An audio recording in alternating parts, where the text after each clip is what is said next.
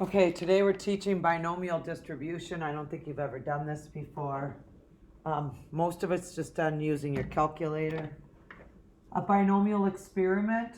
The situation involves repeated trials. Each trial has two possible outcomes, a success or a failure, and the probability of success is constant throughout the trial. So here is the formula that you're just going to use. For example, let's say that 30% of scratch off cards, 30% off cards give you a prize. What's the probability of getting 6 of them success and 15 out of the 15 cards? Okay, so try to explain this all to you. The C is from the combination formula. The N is just the amount of trials. The number of trials. The X is the number of successes. The P stands for success and the Q stands for failure. So this is how you set it up. For this problem, 15 is the number of cards or the number of trials. You would have scratched off 15 cards. The X stands for the number of successes. You want 6 of them to give us money. And then 30% of the cards will give us a prize. So 30% written as a decimal is 0.30 or just 0.3. So if 30% is success, 70% is failure. So that's where I got the 0.3 and the 0.7 from. And there's 15 cards altogether. 6 are success and 9 are failures. You put this all into your calculator. I showed you where the combination under PRB. If you don't have a calculator, you need to use that formula again. The combination is equal to the bigger number, n, divided by n minus r factorial times r factorial.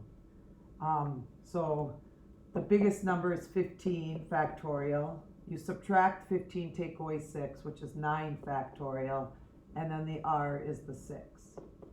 Remember what factorial means? It means 15 times 14 times 13 times 12, 11, 10, 9, 8, 7, 6, 5, 4, 3, 2, 1. And then these two are the same thing. You have to go down to 1. If you have a calculator, you should be able to just plug this. The 15C6 ends up being 5,005, I think. Let me look really quick. Yes, 5,005 for 15C6. And then you're just going to put 0.3 raised to the 6 into your calculator times 0.7 raised to the 9 into your calculator and multiply it by 5,005. And you should get 15% if you move your decimal place 2 over to the right. Okay, let's do a couple more. There is a 15% chance of winning a scratch off. So this is very similar to the last one. There's a 15% chance of winning a scratch off. We have 20 cards and 6 are going to be winners. So let's set this up again. You're going to put a C. We have 20. Remember that number on the left needs to be bigger. 6 stands for the success. Then you're going to have a parentheses. This stands for success. This stands for failure. Well, we want 15% of it to succeed, and 15% and something has to add up to 100%, so the other number has to be 85, because 85 and 15 add up to 100%. You want 6 of them to be successful out of the 20. That means 14 needs to be a failure. These two together need to add up to the total amount of cards we have. You plug that into your calculator, and it's going to end up being 4.5%. This number is 38,760. And then you're going to multiply it by 0.15 to the 6th and 0.85 to the 14th. Just a couple more, and then I think we're pretty much done with notes. A calculator contains 4 batteries, and each battery has 90% chance of lasting for 1 year. What's the probability that all 4 batteries are going to last? You're going to put a C. We're talking about 4 batteries. We don't want one battery to last, or 2 batteries to last, or 3 batteries to last. We want all 4 batteries to last.